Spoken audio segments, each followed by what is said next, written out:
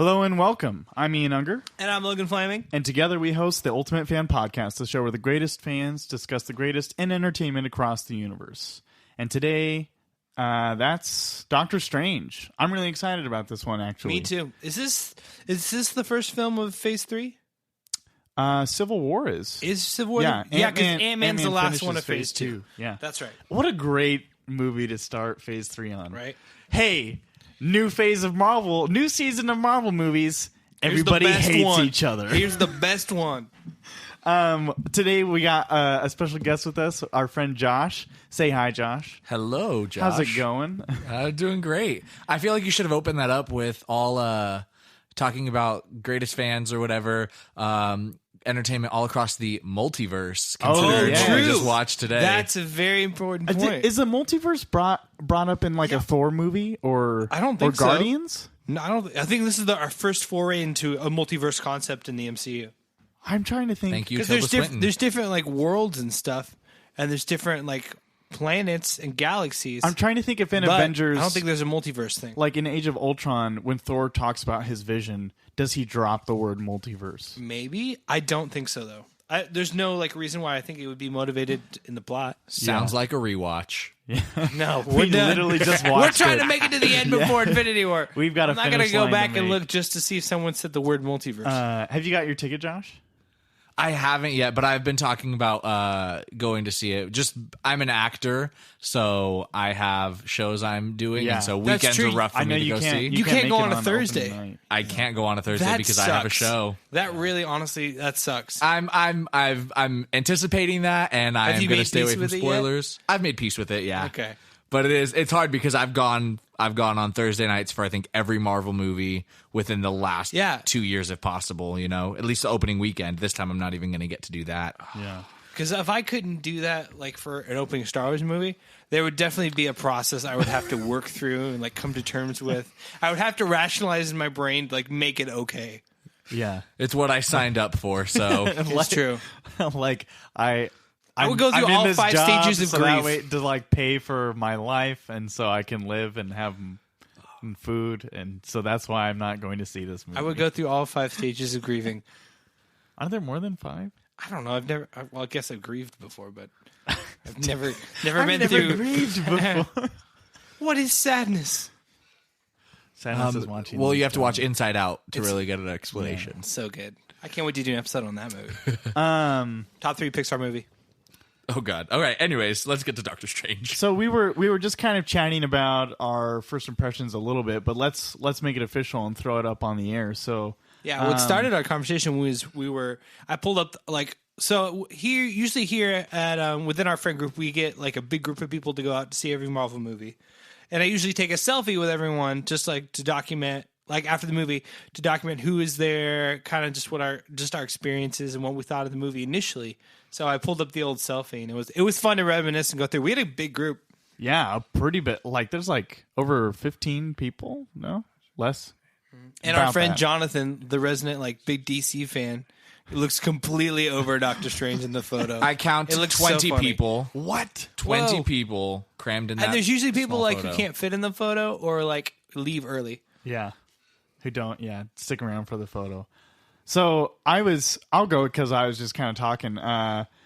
So Doctor Strange is one of my faves. I love him from comics. He's one of the few heroes like the Fantastic Four where like I've read their original lineup.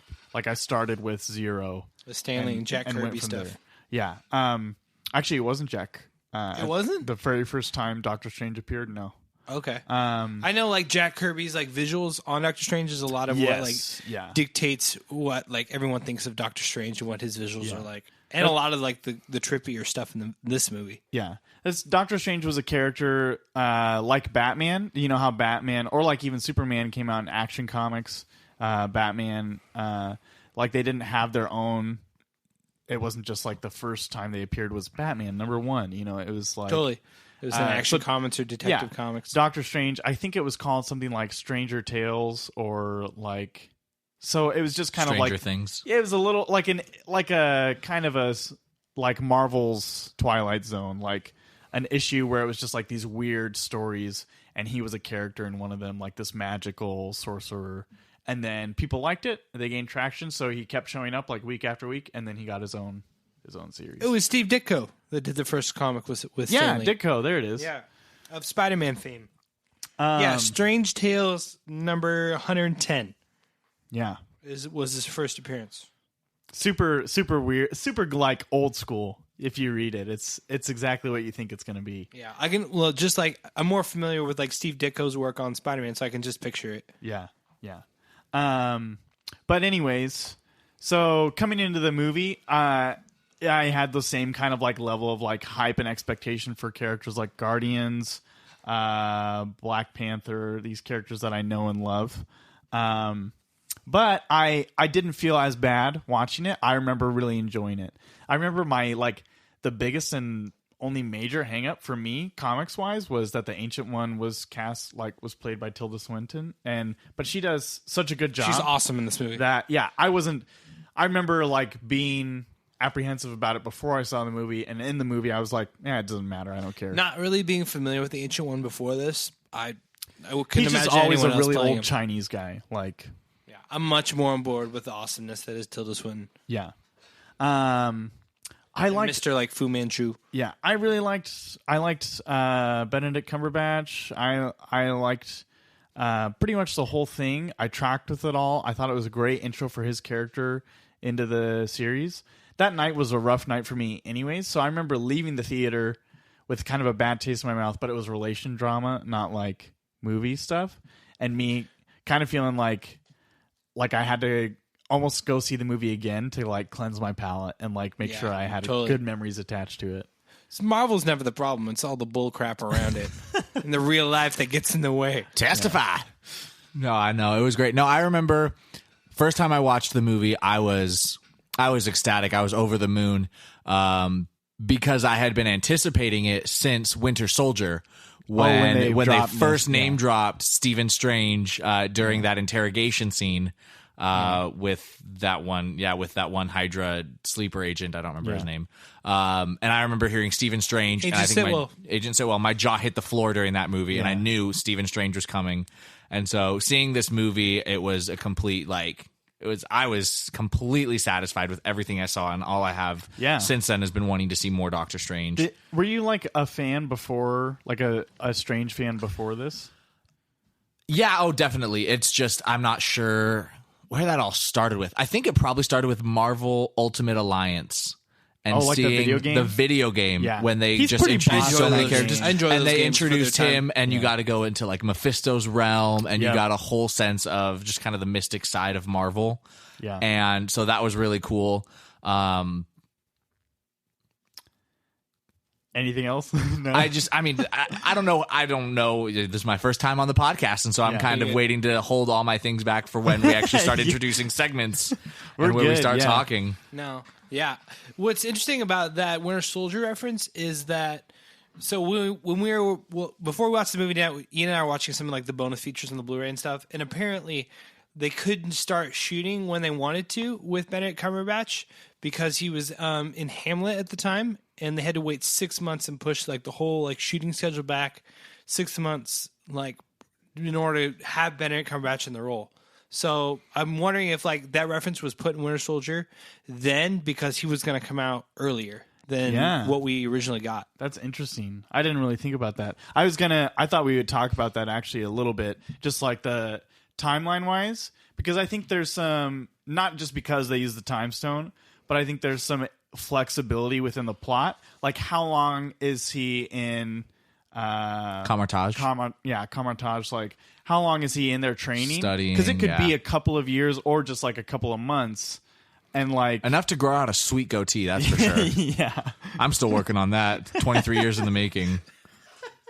Yeah, but like because he could be, I think it could be plausible that timeline wise, like when that reference is made in Winter Soldier, he's looking for Camartage, and like so that way, like that's why Shield is like, why would they take notice of him when he's just just a brain surgeon? I don't know.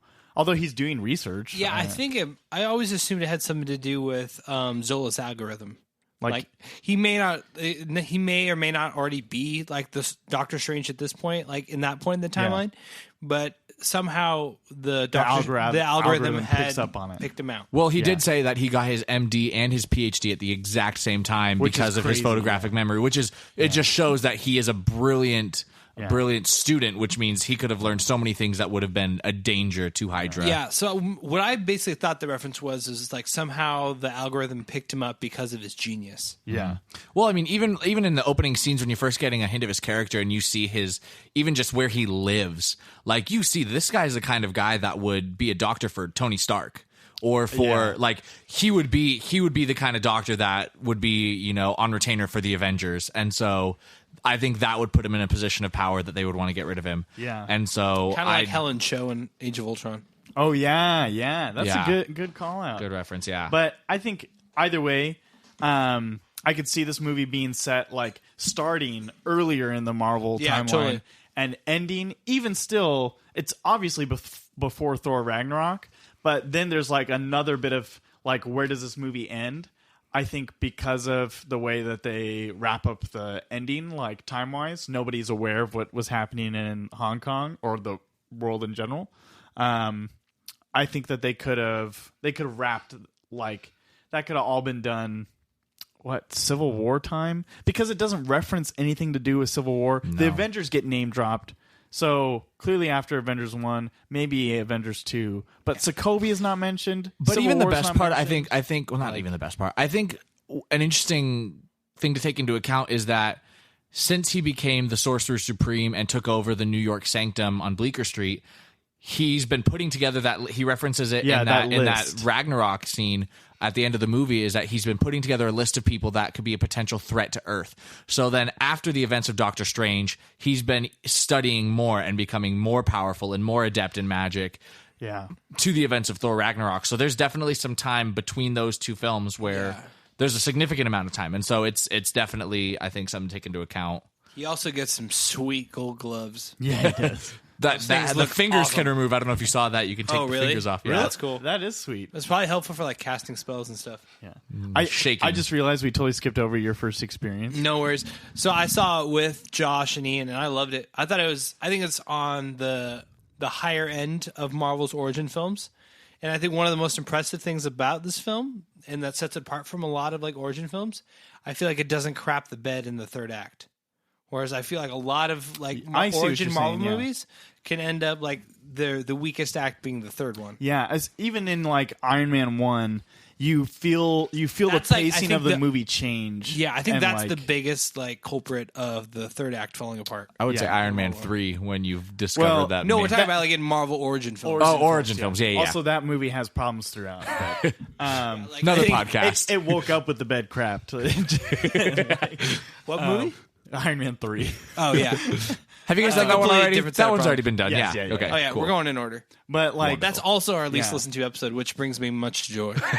Yeah, like, with Iron Man 1 though, you can clearly tell the pace changes and like there's not a complete de-evolution into like just garbage, but you can definitely tell it's the weakest part of the film because they start taking leaps and jumps like logically and plot wise to get to this climactic ending. It's just such a tonal shift. Yeah. From like the first act of the movie, which is very much real world.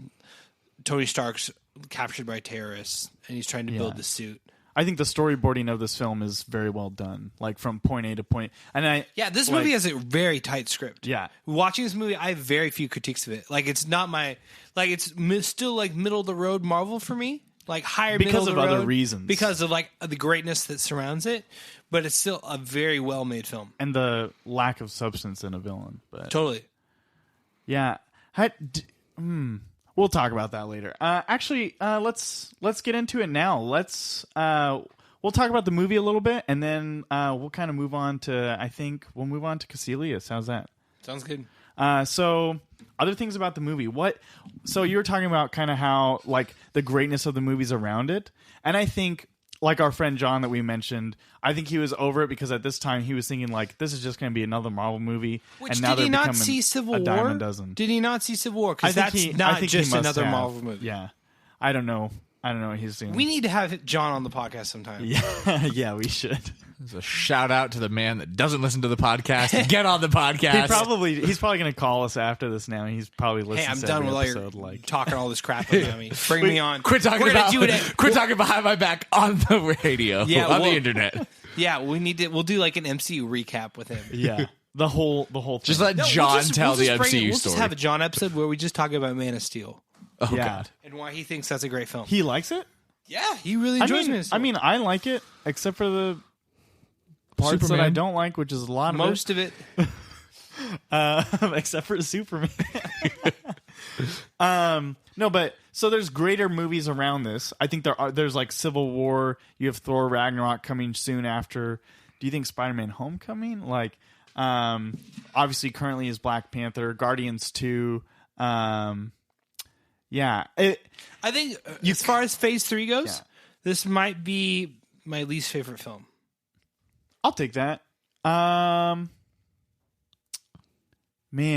I'm gonna kind of have to wait until we watch Spider-Man to get a feel for like. I think for me, like Spider-Man and Doctor Strange are kind of contest right now. Those are the ones could flip flop for me. I will say though, especially since it's Phase 3, you have just Doctor Strange. Like, you know, Spider-Man had Tony Stark with him. Black Panther had his introduction in Civil War. But this movie is solely Stephen Strange. Yeah. As a standalone Marvel film in Phase 3, it knocked my socks off, I guess. Is that the right? I don't know. It was astounding to me how well this movie did on its own and how it introduced a whole new aspect being separate from other Marvel films, because it drops very few references to other things. Yeah. But I think trying to incorporate like stuff that we've already seen in the Marvel universe in this film at this point would feel kind of ham-fisted because it's such a different part of the universe. Hard-fisted. I don't know what I'm saying. You said hand-fisted. Oh, it would feel very ham-fisted. We'll take it. Is that the right one? No, that's all right. It is at 11 o'clock at It would night. feel very 10:25. weird to have like other Marvel like characters in this part of the universe because it's very different. Yeah. And I feel like this movie needs to spend its time establishing this universe, establishing these corner of the characters, how this side of the world works, than trying to shoehorn in other characters that shouldn't be in there. Yeah, I get you. I'm with you on that too. I think it's a smart choice that the film makes, and it shows the confidence that Marvel has in this character and it's in the world it's establishing. Yeah, I think Josh is also right about like, just how it is very self-contained. You could watch this movie without watching any other Marvel movies and not need to watch any other Marvel movies. Like, this doesn't even you have your things like your Infinity Stone name drop at the end, but this doesn't even necessarily entice me to go watch other. If I didn't know that this was a Marvel movie, if it didn't have a Marvel Studios tag, and if I as a listener wasn't aware of the MCU and how they're all connected, and I just watched this movie, all I'd be interested in is the next Doctor Strange. Which I think is a strength of this movie, especially coming after a movie like Civil War, which is so heavily tied into continuity. Yeah. That's very much like your comic crossover where you have all this stuff leading into it. You have all these different characters, and it really helps to know all that going into that film to really understand and everything get the that full led experience. up to that moment. Yeah. Whereas this film stands on its own in a great way, and it's like a number one I think in a that's comic why- book series where you can it's a place for fresh, like for new listeners to jump on, and it gives it's a fresh jumping on point for the MCU. And I think that's why it's so hard for us to place it in the MCU timeline, is because it doesn't reference anything else in the Marvel universe, so we have no idea when it takes Which place. I think, and it's kind of plays like fast and loose with like how much time like the film like takes place over. Yeah. Which I Very think for fast me and is loose, yeah. a detriment to the film, because I would have a bet. I would like to be able to fit this in the timeline better, and also have a clear understanding of how much time passes in this film. Yeah. Especially when the movie's all about time to begin with, and it's not very clear on when it is and how long it is. I think that's interesting, though. Just like, I think sometimes we as movie viewers, we say we want that kind of stuff, but then we also see movies where somebody says, like, you've been gone for 5 years. And then we're like, thanks for telling us. Like, you know, like Well, we make, you've we been make on fun the of ice them. for 70 years, Cap. Yeah, we make fun of them for, like, hand feeding us those lines sometimes. But with this movie, I want something like that. yeah, you want to. And I think there's a way to do it smartly. Sometime, yeah. Because we care maybe about we have how to go long back it and look took at his him. watch and see what date or something is on the watch. Because we care about how long it took him to train. Because we feel like that matters. Like, if it took him like 2 months to get as good as he was, Which I don't think. I No, think it was I longer think than longer that. I think it was long. He said he sent emails to Christine and yeah, everything. you get definitely the sense. You can of the send passage of emails time. and yeah, no, seconds. clearly, yeah. Newsflash on how emails work. In case you didn't know, Shambhala, the just Wi-Fi spammed password. her like 50 emails in one night. he's on dial-up. and then he didn't send her any more emails. He's on dial-up. It takes forever. He didn't respond to any of my emails. She's like, "Yeah, because you're a freak." Like, Speaking of emails, You're strange. I love the line about the Wi-Fi password. yeah, I We're love not that- savages. Yeah. I love the humor in this film. I think it's well placed. There's not an overabundance of it, but what yeah. humor And there it's is, not I like feel the is, most stellar either. But no, but I feel like it really works. It provides levity, and it's not overbearing on the rest of the film. exactly. It's very welcome, and I think the jokes that they do tell land. Yeah. Even the little humor bits in action that I'm thinking about when he's fighting the zealots Oh, yeah. in the Sanctum Sanctorum and the levitation cloak jumps out of nowhere and actually starts like defending him and deflecting blows and then even jumping off his back and wrapping around the other zealot's head. Like there's a lot of really good humor bits within the action that don't pull you out of it. You're still very much invested in that moment and in that fight scene. It doesn't fall into like the too quippy like Marvel thing Yes. that like Yeah. movies like Age of Ultron or like Thor 2 can fall into. Yeah, I will say though, and maybe we can steer this way a little bit. Do we have anything? So my comment is about Caecilius. Before we get there, I love all the cloak of levitation stuff. Yeah, I love how the do cloak too. is treated as a character in this movie. I like. I still kind of wanted to address a little bit more about how different this movie is. So let's talk about Yeah, it. like I think like starting from when Wong pulls Doctor Strange into that central room between all the sanctums, and he says that the Avengers handle the more physical and impending threats. We're more behind the scenes, and we deal with the mystical aspect. I think that set Doctor Strange aside from the Avengers very well.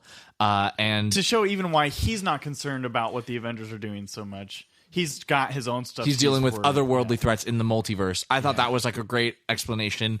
But yeah, also it lets the audience like know that like, hey, this is Doctor Strange, and he operates in his own section and there's of Marvel more universe. forces at work. I think was Totally. a really cool, like it a really establishes cool. that there's more threats in the universe. Exactly, Yeah. in the multiverse. And I think And there's a need for these sorcerers. It's really cool that Tony is so concerned about like these otherworldly threats when there's like you're saying, He has no freaking idea. no idea, No The clue. dangers that lie in the multiverse. But that's what Thanos brings with the stones is this threat that's across the board that like He's Doctor threatening Strange the has to fabric get in of on all it. the Yeah. multiverses. And that's gonna be cool. I also wanted to just point out how different this magic style was compared to anything else we've seen. Yeah, which yeah. was mostly Thor with Loki and Odin. This movie completely Also, just than like Harry takes- Potter and like other fantasy. Oh yeah. yeah, It just takes the line that Thor gives Jane Foster about like what you call science, what you call magic. We call science you don't It's one and understand. the same thing. Yeah, it's the same thing. It's Jane. things you don't understand. I always hated that like And this explanation of movie is magic. just like when I first heard that in Thor, I'm just sweeps like, it under the rug. freaking commit to magic. Just say it's magic. It's okay. but that's We can been a handle line it. that We're gonna Thor's been get that- saying We're gonna since get like there anyway. the old cartoons. Like Yeah. that's not a new line. Still dumb. But just say it's magic. I think you're catching on to something though that at that time. I don't know if all the viewership was ready for like It wasn't, but I was. It was a heavily Nolan Batman influenced audience. It's amazing how And, much like- Batman Begins influenced, especially like a Iron good Man, solid like like- 8 to 10 years of like superhero cinema. And let's be real, every supervillain since then always does the deep scary voice. Or superhero, sorry. Yeah. The Batman voice drives me nuts. But like Harley the magic difference, Harley doesn't I do loved, that. Harley? No, Harley does the oh gosh. Don't do a Harley Quinn I can't do a impression. Harley Quinn voice. No, But it's don't- funny because don't do Margot Robbie was never able to do a Harley Quinn voice until her vocal coach was like, just imagine you're coming from a nail salon and your nails are still wet. Now act. And that's how she got her Harley That's Quinn actually voice. really interesting. That's really cool. I don't remember. I That's think more I interesting heard that than- from Cassie. That's more interesting than anything in that movie. Valid. But no, going back to the magic and Doctor Strange, it felt very geometrical and very like mathematic almost with the way that they're precise with their line work. yeah. And I love that. There's Yeah. a lot of intentionality. It's just not like in the there's a lot of attention down in the choreography. It's not people just waving their hands around. And it's consistent. Hashtag Scarlet Witch. Every single time.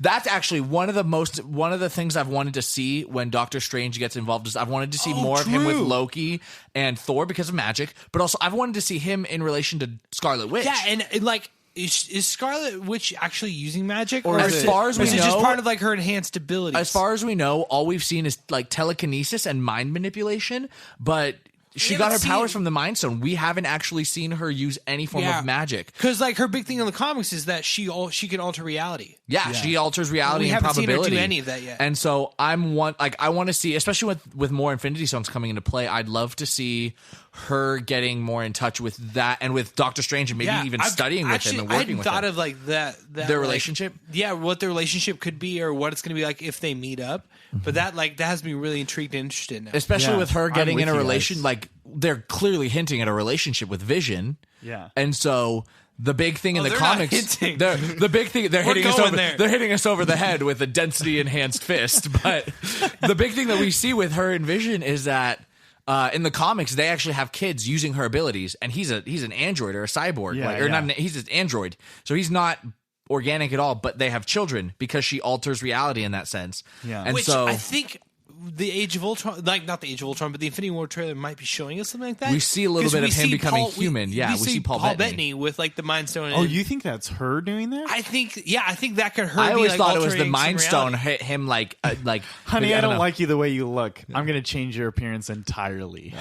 But I also, on top of that, seeing his relationship with Scarlet Witch. That doesn't give him insecurity issues at all. With Doctor Strange and his relationship with Scarlet Witch, kind of jumping off of that, I almost was thinking I would have rather seen. Now, don't get me wrong. I loved the Time Stone. I would have almost loved to see the Reality Stone instead with Doctor Strange because of how much reality changing he did with the magic. Yeah. Now, I don't know if that would have been beating us over the head. That was the Aether, I thought. That was the Ether? Yeah, because Malekith wanted to change everything. So like they could have changed something there. All he does is throw tentacles out with it. Make everything dark. I know, I never actually saw anything with the Reality Stone. It was just a liquid that turned into a solid. It was a liquid that just turned the lights off and for the rest of the universe. And absorbed Natalie Portman and erased her from the Marvel universe completely. That's what the Reality Stone did. Got rid of Natalie Portman. It deleted Natalie Portman's contract. Oh my gosh. So I would have loved to see the Reality Stone, and maybe we'll see more of that with Doctor Strange in the next film, potentially. I don't know. Yeah, I think it'd be interesting to see his interplay with all the Avengers characters. And obviously we're not going to get too much with him and Scarlet Witch in the next movie. There's just too many other things going on. Exactly. But I think you're totally right, like interconnecting all of that. And I'm just interested to see how, like, would he eventually join the Avengers? Because not so far gone comics. Oh, he is? He's Avengers Infinity War. He's going to be an Avenger. He's going to be a part of the fight. He's going to be fighting but with what them. I've loved, I don't know how much you you guys have seen in trailers so far.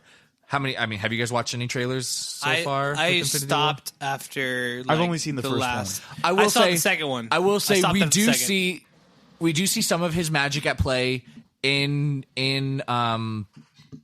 relationship to the fighting styles of the Avengers and the Guardians of the Galaxy. I saw that Star-Lord thing. Yeah. I thought that was great. I don't know, but I did see that Star-Lord thing, and it made me really pumped. And I loved it, and so I'm actually really excited to see. It's more honestly, it's more practical than him like going into the mirror world and like changing the reality and everything. But it's more along the lines of like Mordo's like boots of leaping or whatever that he uses. Like it's changing the environment that they can move around. It's the sling ring. Yeah. Like, and also just that back to this movie, the astral projection was probably my favorite magic we saw out of the entire moment. It was great. It's so perfectly done. Yeah, it's very well and done. That's a very big Doctor Strange like staple. Yeah, you so always see him floating in, like in the astral like plane with like his feet crossed. In the it was either a deleted scene or a bonus feature that I was watching this morning in preparation for the podcast was when they filmed that scene, they intentionally wanted to make it seem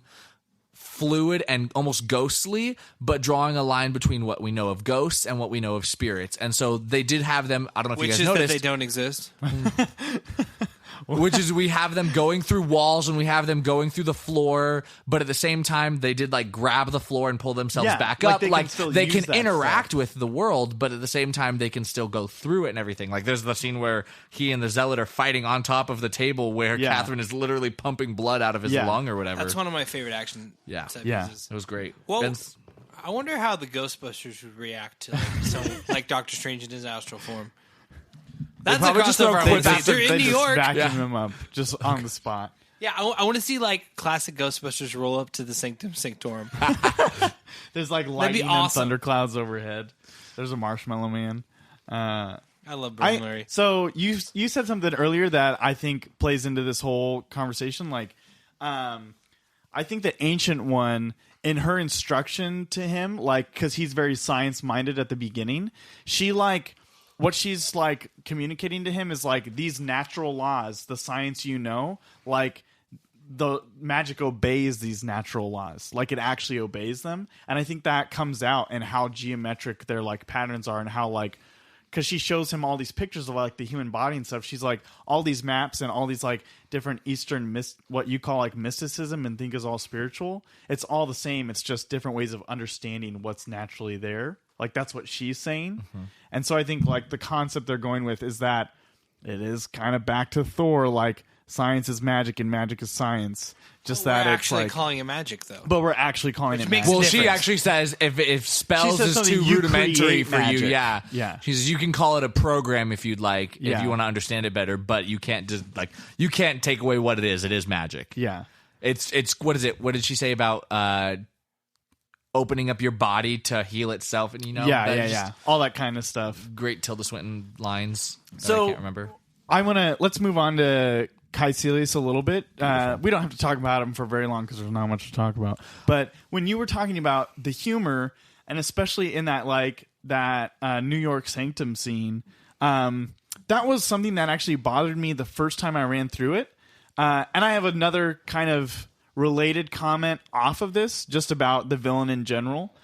But it bothered me that how much humor he had towards Caecilius. Like how much that whole scene just kind of banter. There's like it almost made him seem unthreatening because of how much like just like comedy there was mixed in that whole action scene, because you don't feel his menace. You just feel like he's kind of there as like a comedy piece, especially in that he gets trapped by that like I don't know, magic ancient, and it doesn't help that straitjacket, which I really like the straitjacket thing. Yeah, it's cool. But I agree with you. Doctor Strange doesn't give him enough like credibility as a villain. He doesn't treat him with enough like gravitas or like treat him as a threat to like I want Caecilius to be. And it also doesn't help that Caecilius is constantly only ever spouting exposition. Yeah. All the time. Mr. Doctor. It's strange. And here's the thing. I love Mads Mikkelsen. Like Le Chiffre is one of my favorite Bond villains. He's fantastic in Rogue One. Yeah. But in this movie, he's just kind of wasted. Le Chiffre is the best character in Rogue One. Shh, don't tell anyone. Le Chiffre? Yeah. Shh. Just let it go. Okay. That bugs me inside. I know. Go watch Casino Royale. It's the best Bond film. I love it. Agreed. Just because you just said Le Chiffre, and then you were like, he is fantastic in Rogue One. Oh, like Le Chiffre and James Bond.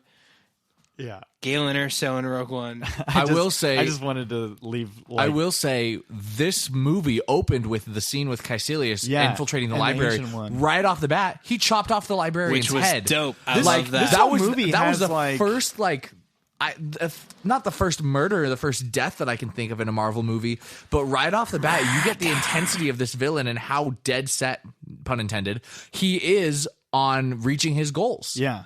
And he apart from Red Skull, not many of the other villains like show up and pop a cap in the first scene and just like no. But here's the thing, he does have that like cool like scary moment, that like dangerous moment. It doesn't deliver. I don't later. relate to this villain at all. Okay, I don't feel empathetic towards him in any way. So in the same way, like I do, like what we just saw in Baron Zemo. You guys need to go back and if you haven't seen one of the deleted scenes, he actually when he does that ritual where they get the Dormammu scar on their head. Yeah, they're in a church, and he walked before that scene. He walked in and had a conversation with the priest, and they were talking about time and eternity, and the priest was talking about the afterlife.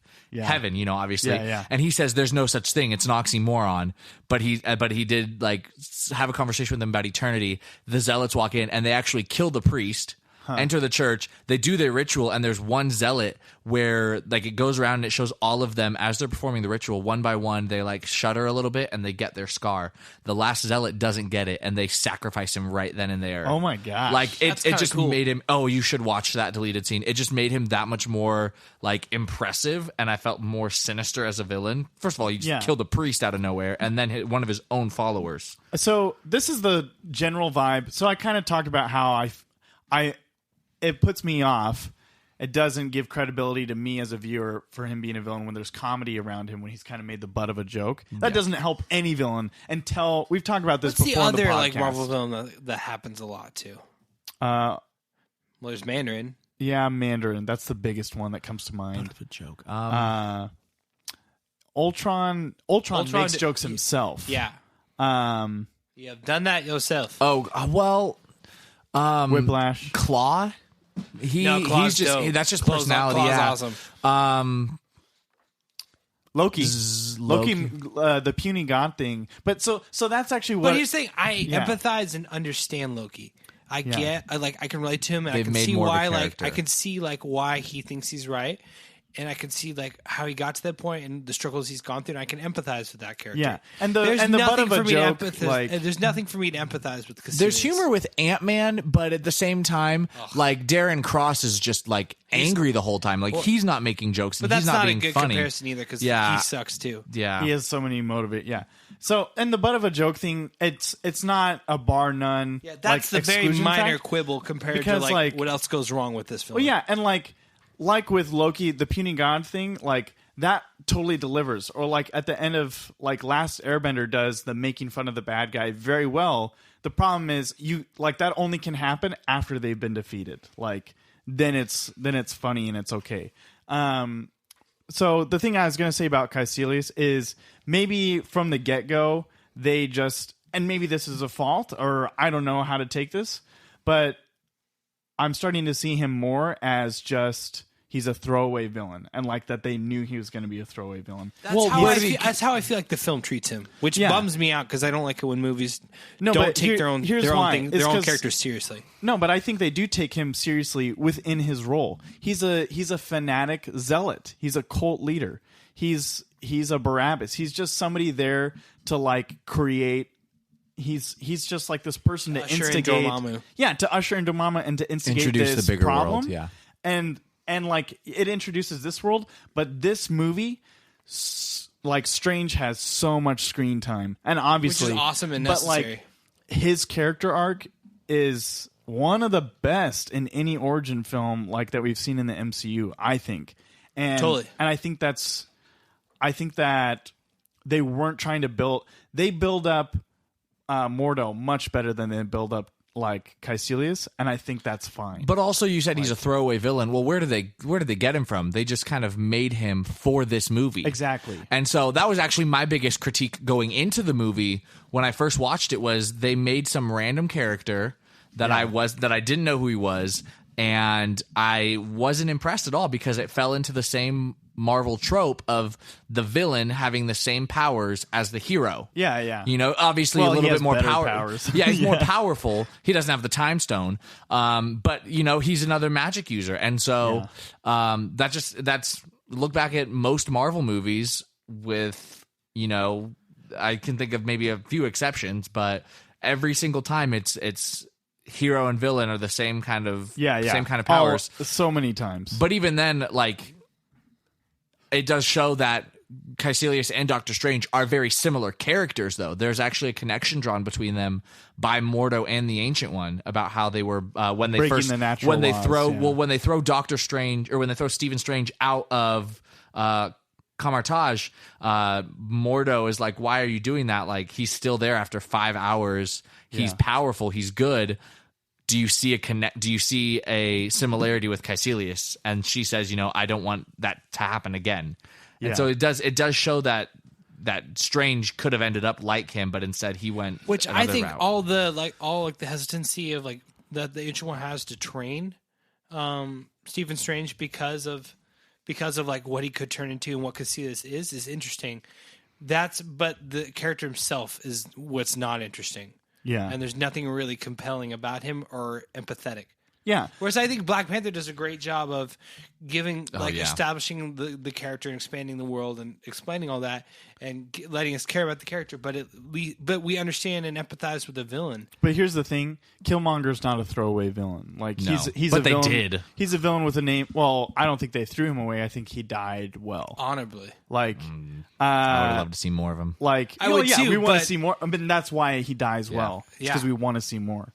A throwaway is something that you literally don't want to see more of, so you throw it away. Ultron. Like, I want to see more Ultron, just not this version. better. Yeah. Different. Yeah. Which actually that'd be dope. I'm all about it. Bring him back with the Masters of Evil. And no mouth. So we chatted about Ancient One there a little bit. Let's move away from Well, Caecilius. before we do that, let's talk about Dormammu.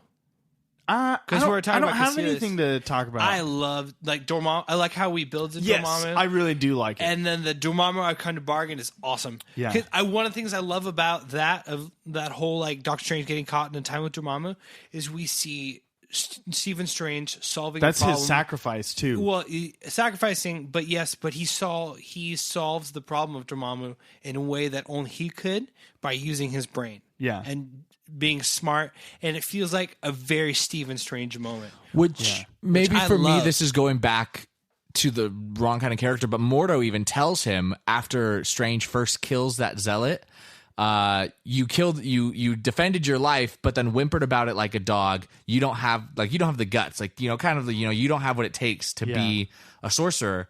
But only Strange would have thought to fly off into the dark dimension, confront the big bad himself, and outsmart him that way. When all Mordo wanted to do was keep fighting on Earth. Yeah, Totally, and that's like it feels like such like a classic comic Stephen Strange moment. it definitely I love that, is. and it's also so much more interesting than just watching the hero punch the villain till he wins. Yeah, which because we've seen a Caecilius million isn't the main times. villain. Like, And Dormammu's design, I felt like I really like it. That It's was very great because Galactus. I'm going back to we did want to stay on Dormammu when Stephen Strange lands on that cell. I don't know what to call whatever he landed that Planet. piece It's of like a rock planet within and the then dark dimension. and then created that time loop. Every time he died, Dormammu did a little blasted him with lasers, stabbed him with spikes, destroyed everything he was I around. love seeing him die Just all these seeing different all ways. those different ways he died, and Dormammu's like whole design of his face rotating. You could see a little bit of his body at different times. Like that was just such a clever way to go on with the reality changing aspects that they already introduced with the magic. I thought that dimensional aspect of that character was really well done. I think the design of Dormammu is And great. nobody, I think, coming out of that movie would have known that was also Benedict Cumberbatch unless Yeah, they doing stayed the and mocap watched. for it. yeah. And that no, was such a no creative. way. Yeah. He doesn't do the voice too, does he? I think he does. I'm not sure though. I think they altered it. But it's like the ultimate form of self-hatred. Like he killed himself how many different times? Yeah, that is kind of cool. Are you guys ready to move on to the ancient one? I do. When we get to Mordo, I want to discuss a little bit more of Dormammu. Okay. But I think because I think there's going to be Let's something. just move to Dormammu. Yeah. Talk about Mordo then. You want to do that now? Yeah, let's talk about Mordo. I love Mordo. So the first time I watched this film, I didn't pay that much attention to him. to Mordo because like I'm way more focused on and invested in Stephen Strange's arc. That's what I came here for, and I loved it. And that's what it is. That's what the movie's about. And His name is the movie. Rewatching this film, I think all the character work they do with Mordo is extremely interesting. Yeah. And he's a very interesting character that I want And to see his more performance of. is very nuanced. Yeah, I really like Chiwetel Ejiofor as an actor, and I really enjoy his performance. Say in that this. 5 times fast. Chiwetel Ejiofor, Chiwetel Ejiofor, Chiwetel Ejiofor, Chiwetel Ejiofor. I feel like there's an Chiwetel extra Ejiofor. syllable in it that he's missing. Boom. Like I feel like it's Chiwetel or something like that. But of course, I'm Ejiofor. That's pretty good. Mordo. Mordo. Stick with that. Mordo. Yeah. So that's what I'm going to stick with. Josh is playing it safe. Yeah. Beautiful actor. I loved it. I never realized how much respect because I've seen him in stuff before, but like his performance in this was Serenity. amazing. He's so good. Mordo was like he had a very strong moral compass. Yeah, this and I entire loved movie. getting to see But that. all like I've known of very- Mordo yeah. is in the comics. Mordo's the villain right off the bat. He's the jealous. Like he already had a relationship with Dormammu, and that's why he was getting so powerful. And Stephen Strange found out about it. The Ancient One protected him, kind of thing. You know? Yeah, he was like Caecilius, sort of. Almost. But in this movie, I love like seeing his blind faith in the Ancient One and her brand of sorcery get slowly torn down, and like I love like watching his blind faith kill it like if you have to be completely thrown in his face, and watching the character evolve into what he becomes. But even by the end of the movie, seeing how Stephen Strange accessed like the dark dimension powers, and how the Ancient Ones still like went against those morals to do what she did to live and help people kind of thing. Not even necessarily morals, but just like their own rules. Their own rules, their own rules. But like he saw all that did, but he still stayed with his moral compass and was like, that's still not right. You've only opened the door for more things. Like it felt very, to bring in the Harry Potter fandom, he felt very much like a Hufflepuff to me. Like he had his set of what was right and wrong. He didn't want to do he very much was like, this is what's right. Yeah. And stayed with that and then left. And it's interesting to see that being used as a bad guy. Like he's doing what he thinks is right, and not in a malicious sense at all. Like he left. It's just because he came to the Ancient One in a very vulnerable place. Yeah. And he followed her blindly. Spoiler alert.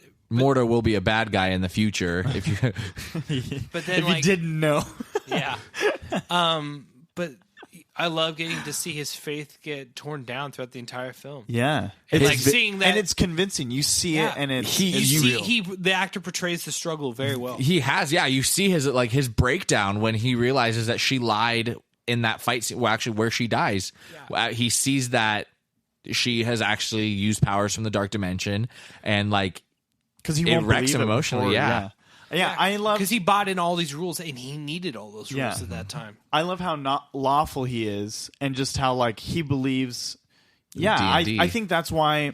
Like, I think Caecilius really is a throwaway character, and they like the screenwriters intentionally poured screen time into Mordo, and like because they're building to something better, something that's going to be more compelling. But look at Doctor Strange. I mean, look at Black Panther. Yeah. I care about all the side characters. I care about all the villains. Why can't Do you care about all the villains? Yeah. I care about Claw, Killmonger. I love Claw and Killmonger. Why can't we have a movie that services everything?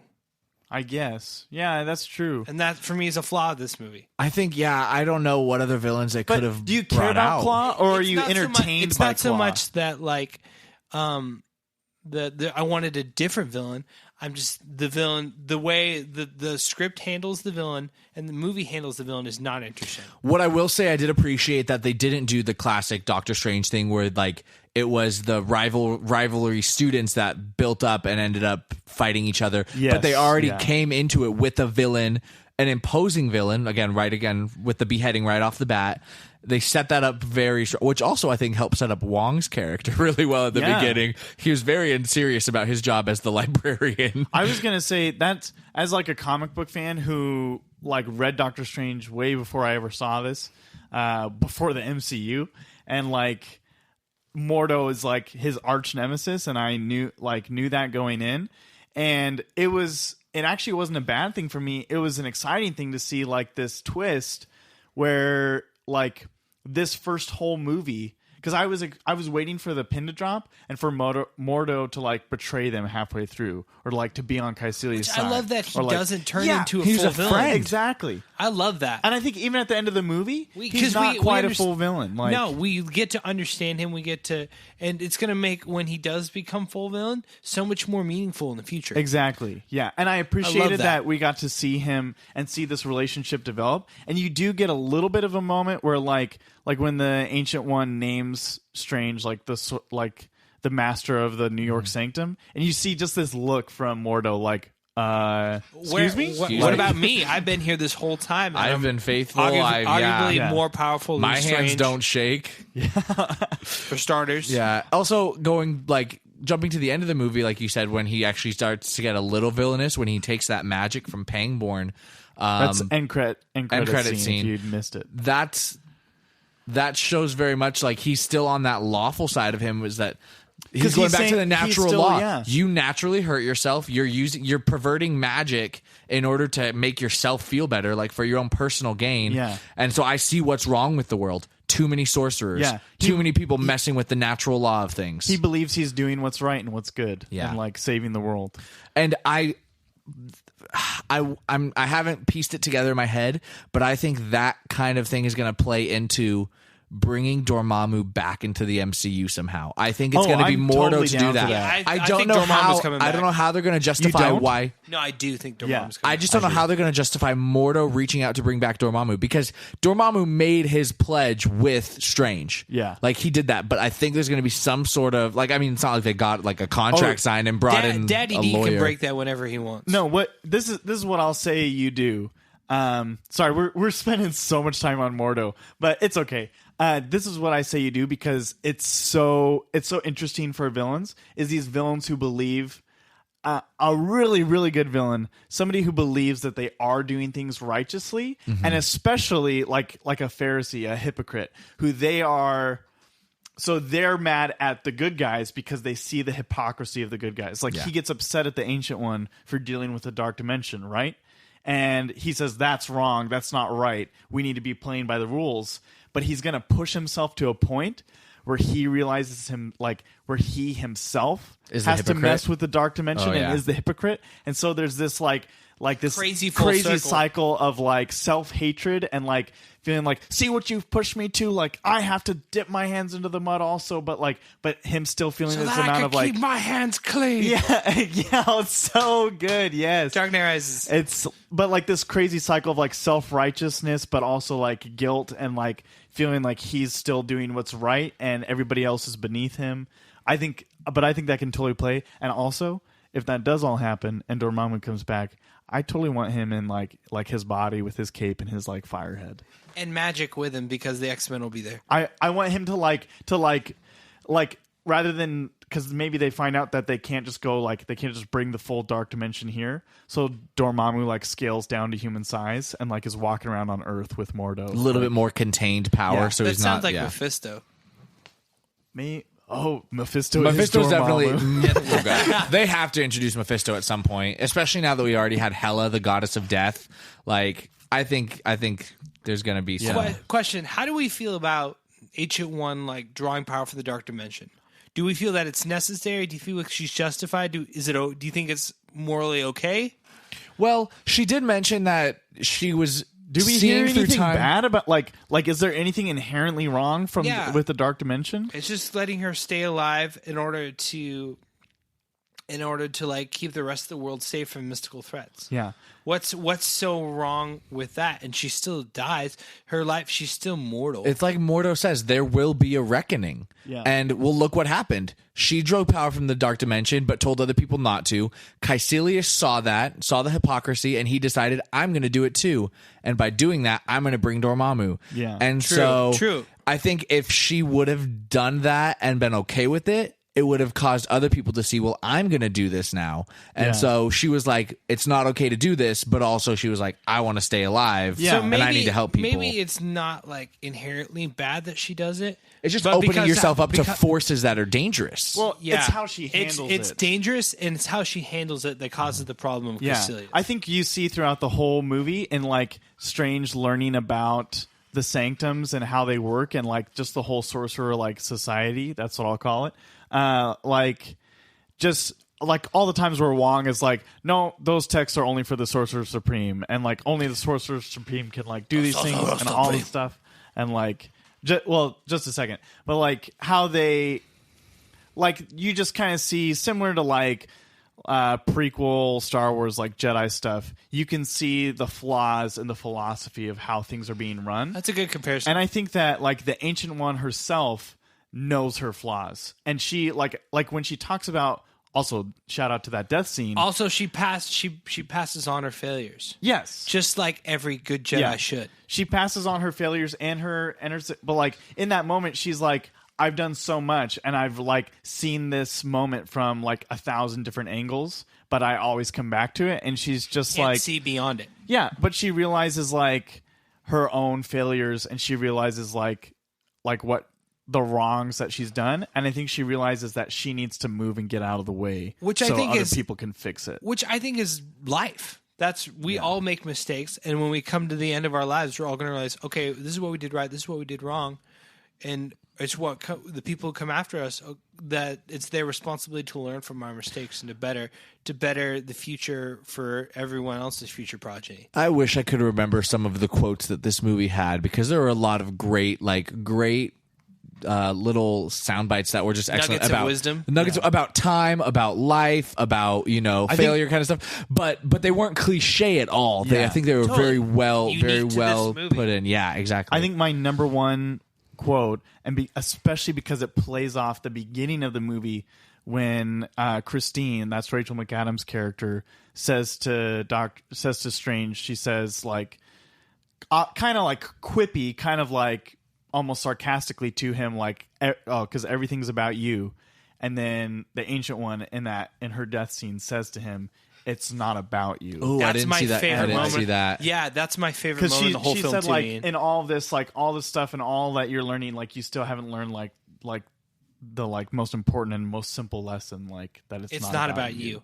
And now that you have this power, with great power comes great responsibility. It's your responsibility to protect the world from the dangers of the multiverse. Also, shout out to filmmaking and camera work, because when she says it in that, the scene is just set very like you have your shot where you have the two characters side by side, pulled out. Then you have face shot, but for that one you have a shot of him and the camera there's this turning camera moment, and that just conveys so much to the audience of like a shift in paradigm. It's a light bulb moment for Strange. So good. Well done. I just can't believe I never saw that the Ancient One was Uncle Ben. True. Straight up.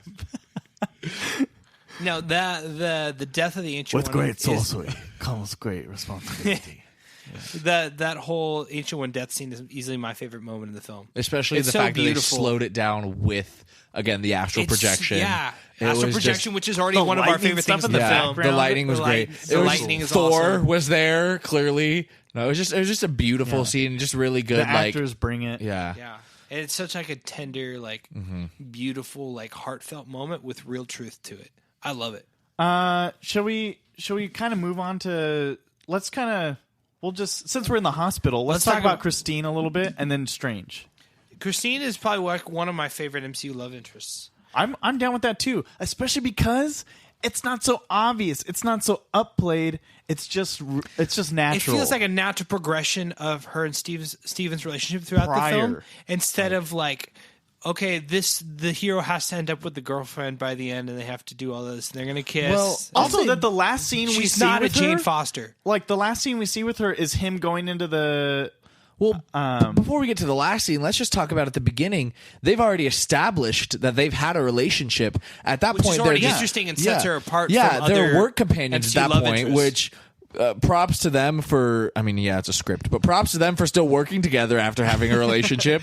Been there, that's not easy. Yeah. So that's just a really cool thing that it shows that they already have a relationship. She clearly still cares about him because after his accident, she's they're taking still care close. of him. Yeah. But I want to point out in that fight, he says something and she goes, now's the time where you apologize, and he says, now's the time for you to leave. Was just that was a very powerful, very personal fight to be a part of. Yeah.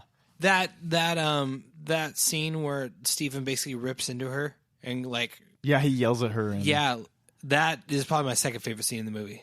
Incredibly well done scene. And I think emotional and really hard to watch. If we're talking about just romances or just I'll just say interpersonal relationships, romantic relationships in the whole MCU, that's one of the most well acted and just well dramatized scenes. I think a lot of it is in the writing and also the chemistry between Benedict Cumberbatch and Rachel McAdams. I also think they're believable. It's in the subtext backstory, because we don't even hear a lot about their prior relationship. We're given very little about it, in fact, but they had it a in strange how they Palmer interact. technique. That's all we got. Yeah. But we see how they Barely interact with lovers. each other, Yeah. and you hear these comments that he says to her, and you see the expression on her face, the expression on his face. You can tell he's trying to cut her and hit her where it hurts. Because he's hurting. Yeah. Pain is a friend. And she's just she just knows like when to back out. And You just be really like- feel like the past of these two characters in the actors' performances. you see her emotional health and his emotional unhealth. I will say, Totally. like, I still don't know how to feel. Like, while I love both of those actors and the characters, I still don't know what I feel about the love story involved in the Marvel movie. Like, I don't know if it was just. If Well, part of and me that's wants the to say there thing. wasn't I a liked place it. It for grounded Strange in the real world. It's not a love story though. I'll take that though. Very well. Yeah, very good. What you said, Logan. I like that. But I don't think it's quite a love story, and that's what I mean. Is it's natural because the final scene with him, like you pointed it out when we were watching, Josh, she just kisses him on the cheek because they're not back together. They're not like nothing happened in the movie to bring them to that Their point. interpersonal relationship is She not the ignored all focus his of the emails. film. Like, How dare but I you. think it sets us up for another.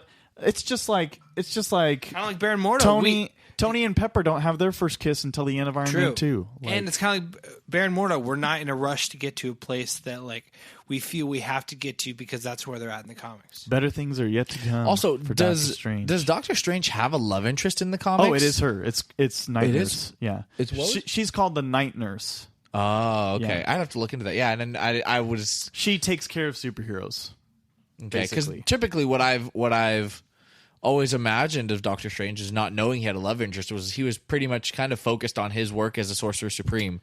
Yeah. And you kind of got that sense of him in the movie of him being really ambitious, really hardworking, and just Naturally his gifted and naturally talented. gifted and Very talented. Yeah, gifted. absolutely. Yeah. In study and practice, like again, as we talked about him getting his PhD and MD at the same Yeah. time, and how well he surpassed any of their expectations as a student of the mystic arts. Yeah. How quickly he learns and all that. I think you're right. Like Getting Wong I'm introduced ready to Beyonce. see a character who's on that. I feel like we missed this with T'Challa, because there was so much else going on in that movie. Because we get all this focus on like Shuri and how good she is at like developing tech and stuff. But in the comic realm, T'Challa is up there with like we know the Illuminati. If you don't know comics, there's this group called the Illuminati. Okay, yeah, not the Illuminati you're thinking of, but it's Doctor Strange. It's Doctor T'Challa, Strange. It's Iron Man. It's Reed Richards. Professor it's Namor, Xavier and Professor X. And Namor. and Black Bolt. and Black Bolt. And actually, Black Panther dips out of that a little bit. It's some of the most powerful characters from any aspect of the Marvel universe you can think of. But it's not even just their power levels; it's their intelligence. Like they are the geniuses of planet Earth. Like they are the was like, Stark- Stark Liz Marvel's Anderson. best minds. Stark was part of it. Yeah. Okay. Oh, Stark.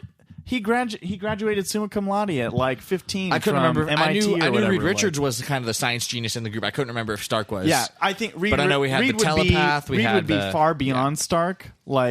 But Stark is still a genius in his own right. Mm-hmm.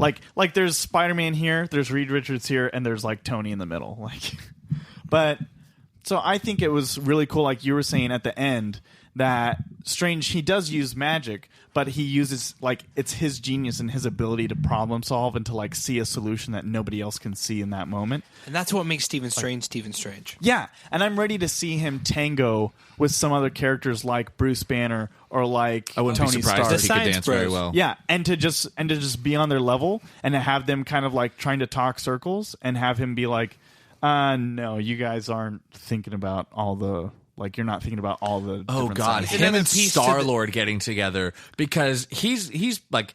At least as Doctor Strange, he seems like a pretty no-nonsense kind of character. Like Yeah, yeah. Especially when him dealing with Thor, he was pretty straightforward in getting Loki and Odin off of Earth and everything.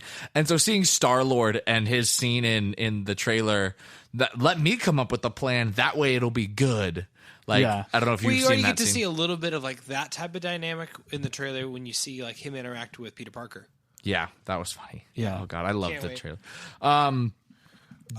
Same character. What character were we on? Ancient One. We're still? kind of talking We're about just kind of Steven. a Doctor little bit. Strange's Oh, arc in this film is awesome, and I think it's It's one of the best for origin movie. yeah. I think for me, it's more complete than Tony's journey in Iron Man 1.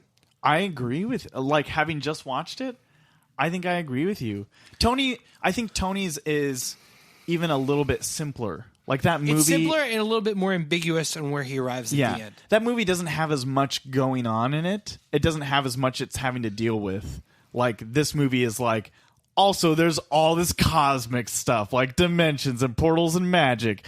Iron Man's like, yeah, I got kidnapped by terrorists. I built a suit of armor. I fought those terrorists. I feel guilty because I lost the my ensign. weapons. Yeah. Like, yeah. But also, like, the guy who looked out for me and was my dad's best friend and business partner and is basically like my dad is stabbing me in the back. Hey, man. I love Jeff Bridges. Tony, this is your Ninth Symphony. I just can't do Jeff Bridges. No one can do So- Jeff Bridges. so I will say there is a comparison between Tony Stark and Stephen Strange is that they're both pretty arrogant individuals. Oh yes. Oh, And Stephen they're Strange- compared in the comics all the time. yeah, and Stephen Strange, Look at those goatees. yeah, the goatee bros. I will say though, I like the way that Benedict Cumberbatch portrayed his kind of arrogance. It wasn't just like I'm Yes. better than everybody, but it was more of a sense like I know what I'm about, I know what I'm doing, kind of. I know what I'm capable of. I know what I'm capable of, and it it's showed that because of that- with the freehand bullet removal technique, and he Yeah. did kind of patronize that one That other doctor, doctor, yeah. that called him brain dead. He did patronize him and kind of show off a little bit with that. And, can you silence your watch, I think please? a But really it's because of his skill and intelligence Yeah. that Yeah. he thinks he considers himself better than everyone else. I think a really telling line, and it's so well acted and just so good, is when he wakes up in the hospital bed for the first time, and she's telling him like, and There's he's just nothing they freaking could out, do. and she's like, "There's nothing anybody could do," and he's like, I could have done something. Which I I thought could was have done I better. wrote. I made a Yeah. note of that. How ironic it was that the only person that could have potentially saved him was himself. Yeah.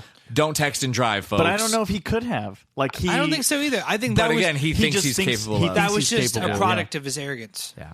But then I think Josh is totally right, and but I agree with you that it's not that he, like Christine points out his ego problems, but it's not just that he's this person who has always had a puffed up ego.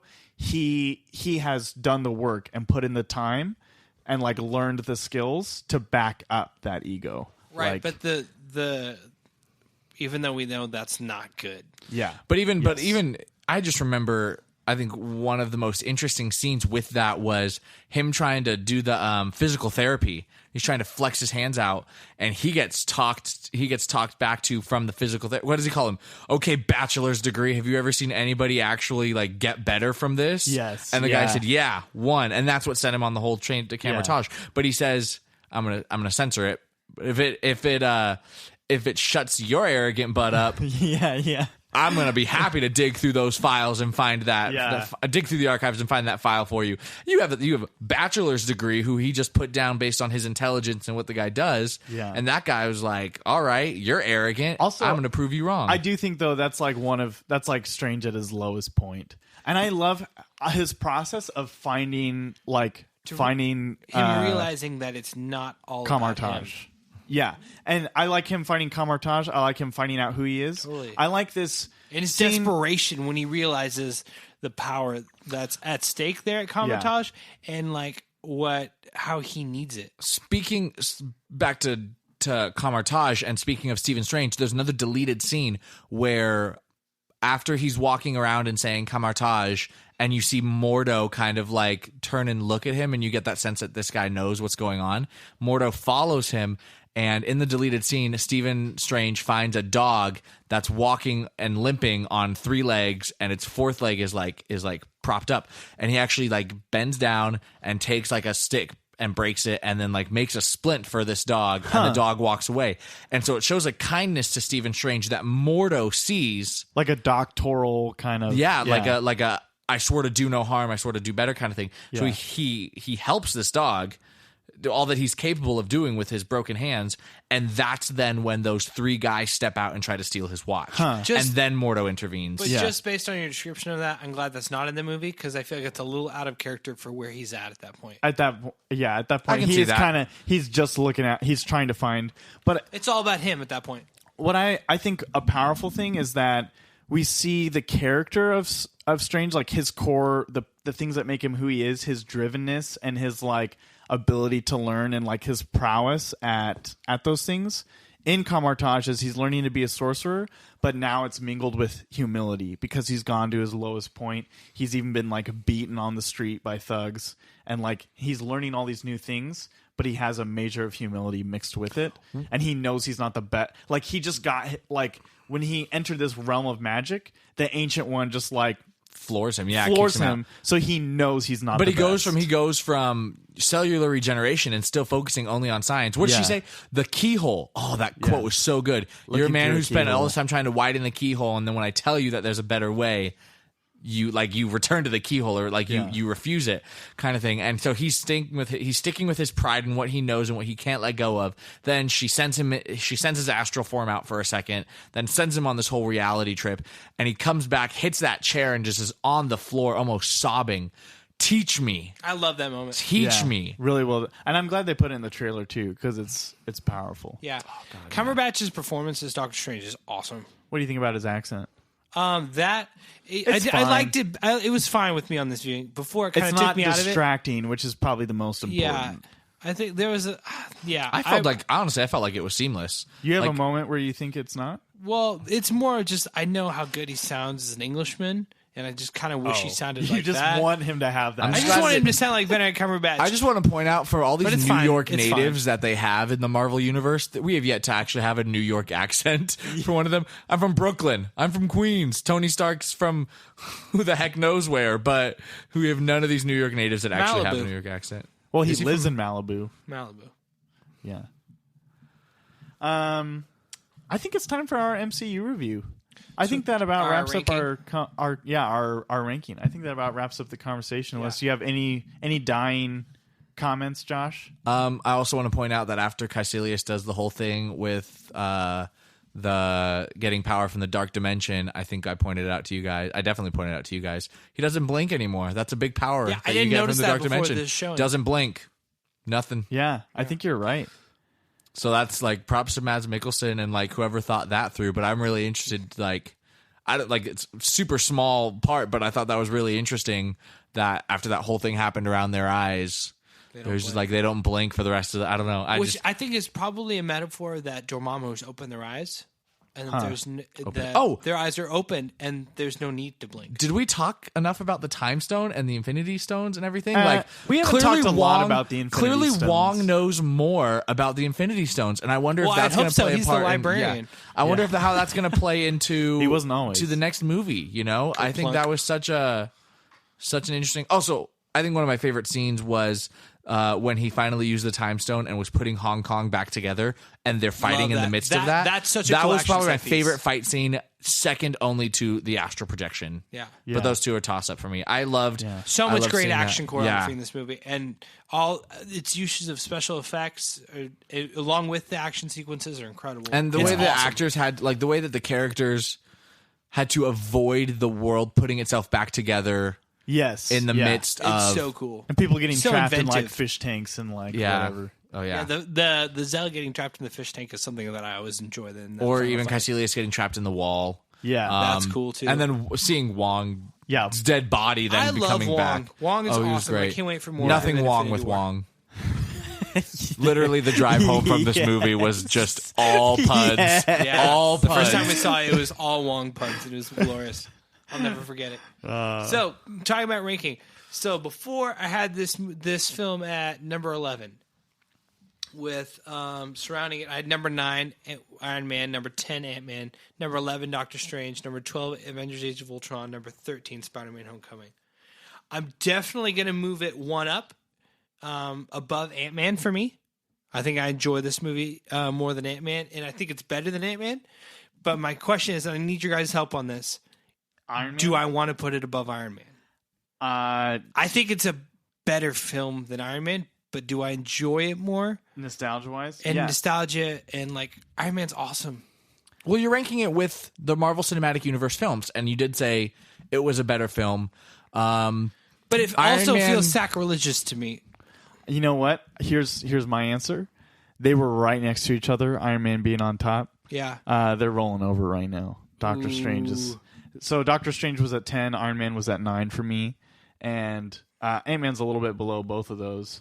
And Spider-Man: Homecoming was right beneath Doctor Strange, and like I said, until we watched that, that's kind of like that's a big wild card. Yeah, and those kind of middle of the road like MCU films that like I need to rewatch it and kind of know. But I think overall, I like Doctor Strange a lot. I think Iron Man 1 is a great package. But like movie wise, I think Doctor Strange is super. This is one of the first things I said, like watching Doctor Strange for the first time. That felt like Iron Man 1, but better. Yeah, I just enjoy it. I think it's fun. I think the performances are amazing. I think Cumberbatch is great, and I just like magic. I like Doctor Strange. I like seeing the cloak of levitation. This and just movie is seeing him more flying. consistently entertaining to me. Yeah. And I have way less quibbles with this movie than I do compared to They Iron figured out the tone of the universe by this point. You keep saying quibbles. I do not think that word means what you think it means. I think it does. Yeah, quibbles, issues. I think of quabbles. It makes me squabbles. No, that's what I'm thinking. I'm thinking of Weebles squabbles. wobble, but they don't fall down. Quibbles make me think of tribbles. That's what I was thinking too. My boss The loves quibbles with Star tribbles. Trek. Yeah. How about you, Josh? Do you have any sort of concept So of where I'm it fits going for to you? do it. I'm going to put Doctor Strange over. All Iron right, Man high at five number for 9. that. Iron Man just got booted to number 10. Things are getting strange around here. I would you say guys. Iron Man. Yeah, and Iron Man like Strange things are happening. Iron Man to does me. have its really good moments. Seeing like as far as like the scene that stands out to me is when we first see his suit in action in Yeah, is it it's- Iraq? it's real and he does good. that scene with like the guns, the shooting squad, the firing squad, and Yep. he takes out all of the hostiles in Yep. one. Like that especially stands out to me with the Iron Man suit first view. It's pretty iconic. But there's so much I think Doctor Strange brings to the table that we've seen, and we've seen better than Iron Man since that movie came Totally. out. You know, it's again, it's a great start to the Marvel Cinematic Universe, but it's dated at this point. And I think Doctor Strange did bring a lot as a standalone film. Just strictly from an action standpoint, there's so much better, way more fun, inventive action in this film Yeah. compared to Iron Man 1. Yeah.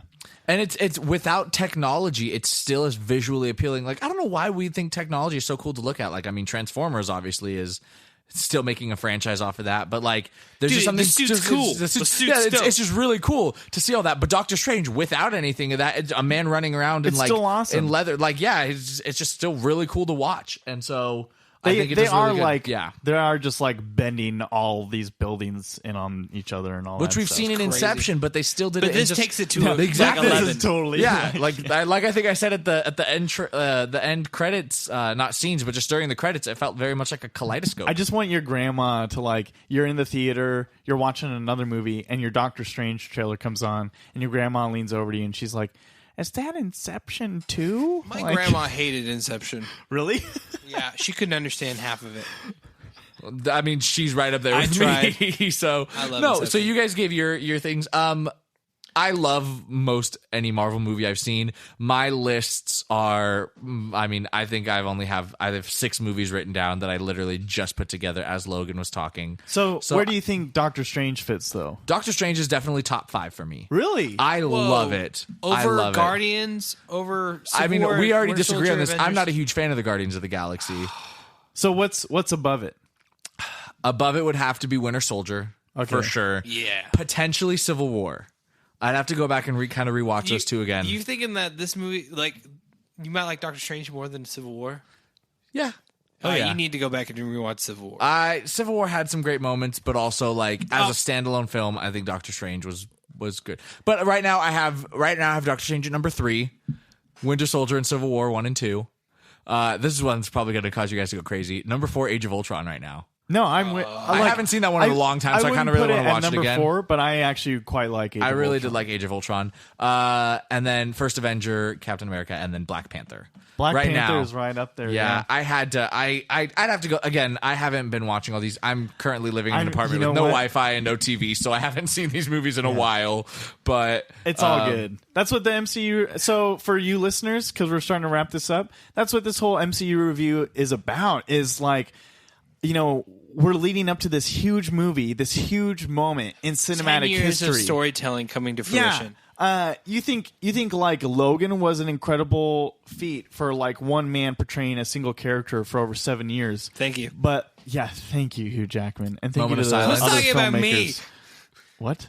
You said Logan, and so was an he thought you were incredible talking about performance. himself. No. I said one man portraying a character for 7 years. Was that you? I mean, he's been portraying Logan Flaming for the last 22 years. I'm saying I got a side hustle. Okay.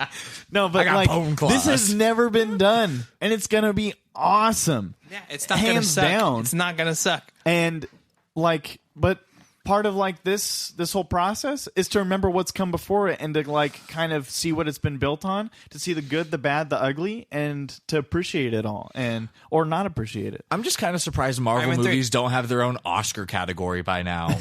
Like, they yeah. Anyways, that's another conversation for another day. I was gonna say, Logan, I seriously think as time goes on, I think Black Panther just has so much hype around it, and it is like a landmark film in cinematic history for like certain reasons. But I think a lot of what we're seeing right now is hype. And I think if we did like another kind of review like this, like I think if we watched it 3 years from now, we might not think it's so great, you know. And that's kind of what I'm thinking too. But that's why I tried to go see it this weekend, but I couldn't make it happen. But I'm definitely going to revisit it definitely before Infinity War. Yeah. I think things like the supporting cast and like the villain are incredible. it's all going to depend on how much they can expand on what they've already introduced in Wakanda. And Yes. Shuri's Yes. going to play a big part of that. In the comics, she does become a Black Panther. Yeah. So we're totally the character development that they provide for the Dora Milaje, for Shuri, and for T'Challa. Yeah. That's going to be, and now Bucky, yeah. Mr. White Wolf. White Wolf. So I don't think he's going to be the White Wolf, but Yeah, I definitely want to revisit Black Panther before Infinity War, and I'm planning on it in the next couple of weeks. Yeah. Well, is that it? Yep, I'm good. Well, Doctor Strange gets a thumbs up. from me too. And you, Josh? two shaky car accident. Oh, yes. Thumbs up. There it is. Broken thumbs up. Well, listeners, we want you guys in on this conversation. We want to Yeah. hear your thoughts about all these movies, and in particular for this episode about Doctor Strange. Where does it fit in your MCU ranking? Do you like it? What do you have problems with it? What do you think of the villain? What do you think of the story? What do you think of magic and science and all this stuff? Get in on that conversation. You can comment, interact with us on social media, or Comment on like the episode posts that we do on social media. We comment. We'll respond to anything. yeah, Logan he's Slide already into our- interacting with fans. Slide into our DMs. So we have YouTube, we've got Facebook, we have Twitter, Instagram, all at Ultimate Fan Podcast. We also have an email address that if you wanted a longer kind of interaction and that kind of stuff, it's ultimatefanpodcast@gmail.com. And, you know, finally, just give us a subscribe, a like, a on review. our iTunes feed. Yeah. Yeah. Would love if you could find the time to give us a 5-star rating or leave us a quick review on iTunes. That really helps us gain more attention from more podcast listeners, and that would be very much appreciated.